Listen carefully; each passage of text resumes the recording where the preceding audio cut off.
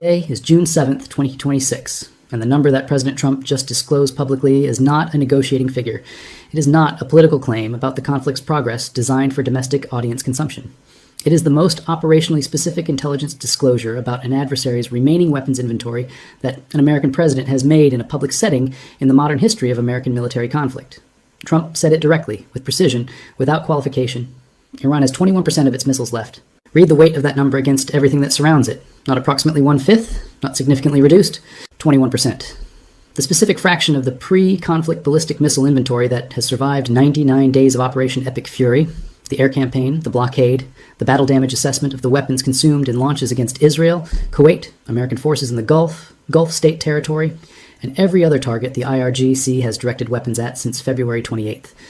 A number precise enough that it came from a specific intelligence assessment, a specific battle damage accounting, a specific calculation of known launches, plus confirmed destroyed inventory against the known pre-conflict stockpile figure. 21%. Trump knows the number. He said the number. And the number means Iran has consumed, destroyed, or expended 79% of the deterrent arsenal that was supposed to prevent this conflict from occurring.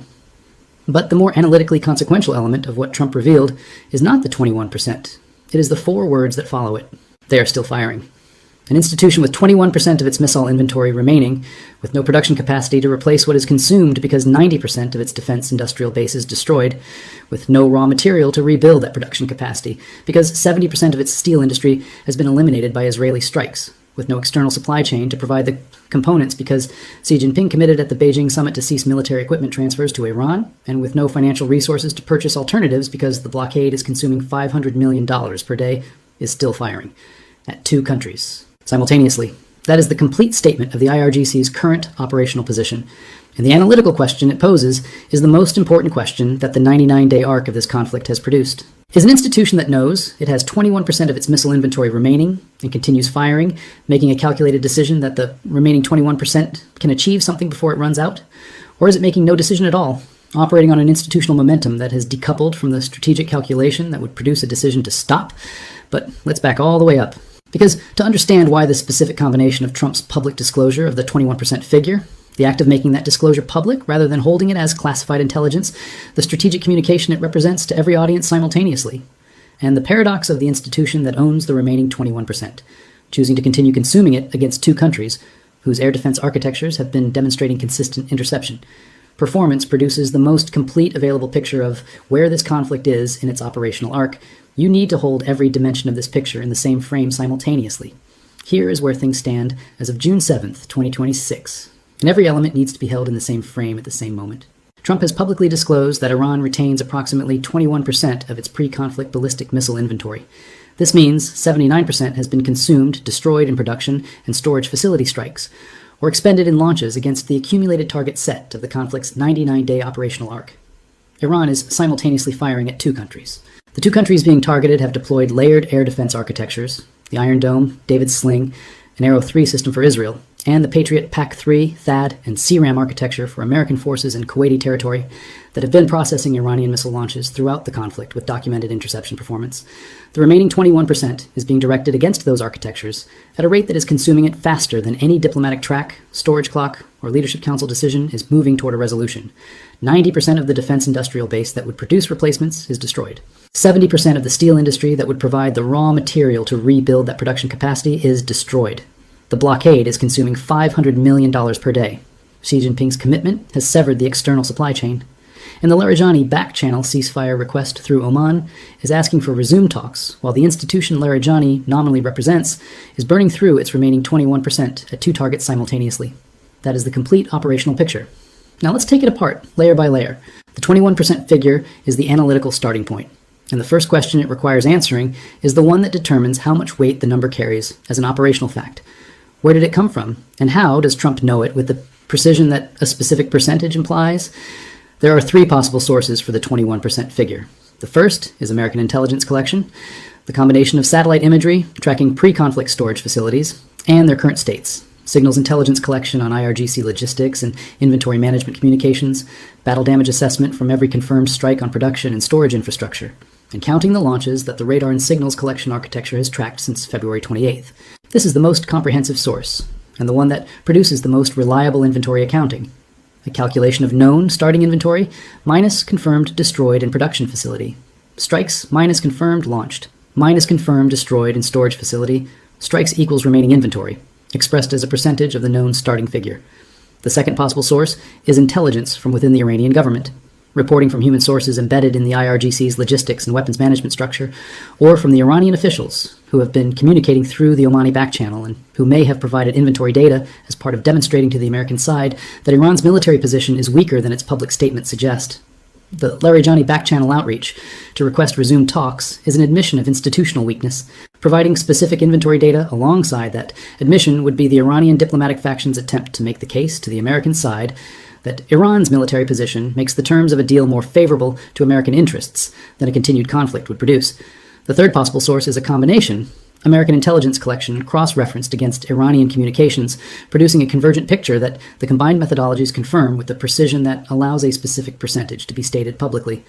The 21% figure's precision, compared to the approximate characterizations that have defined most public statements about Iranian military capability degradation throughout the conflict, suggests this third source. Multiple collection streams, producing the same percentage from different methodologies, produces the analytical confidence required to state a specific figure publicly. Read what the source matters for how the disclosure is interpreted.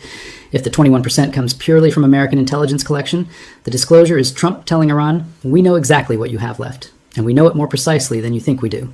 If the 21% comes from Iranian back-channel communication, the disclosure is Trump telling the American public and the international community, Iran has been telling us how little it has left, and the ceasefire request makes sense when you understand what it means to have only 21% remaining.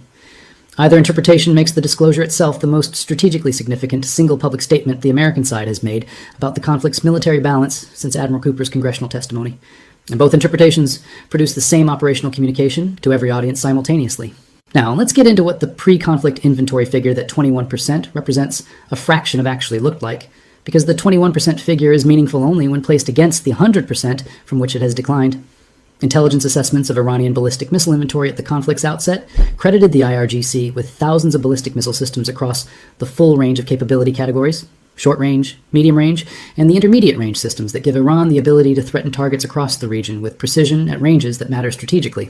The Shahab family covering ranges from 300 to 2,000 kilometers, the Ghadar and Ahmad variants providing improved accuracy at medium ranges, the Khorramshahr series representing the upper capability tier with greater range and warhead capacity. The Fateh family of solid-fuel short-range systems that are more rapidly deployable than liquid-fueled alternatives. The combined inventory across all variants constituted the strategic deterrent that the IRGC had been building for decades as the institutional justification for its existence as a force that could threaten regional and American targets at scale. In April and October of 2024, Iran demonstrated that deterrent by firing hundreds of missiles and drones at Israel in 2 separate attacks. Those attacks largely failed to penetrate Israeli and American air defense, but they demonstrated inventory depth at a scale that required the defending side to process hundreds of simultaneous incoming weapons, a quantity and density that stressed the interception architecture even when it ultimately prevailed. The capability to generate those attacks required the deep pre-conflict stockpile that had been built over years of sustained production. 21% of that stockpile is what remains on June 7, 2026. Read what that fraction means against the scale of the attacks Iran was able to generate in 2024. The mass and scale that produced hundreds of simultaneous launches against Israel, the operational expression of the deterrent at its pre-conflict depth, required the full inventory that was available then. 21% of that inventory cannot generate the same mass and scale.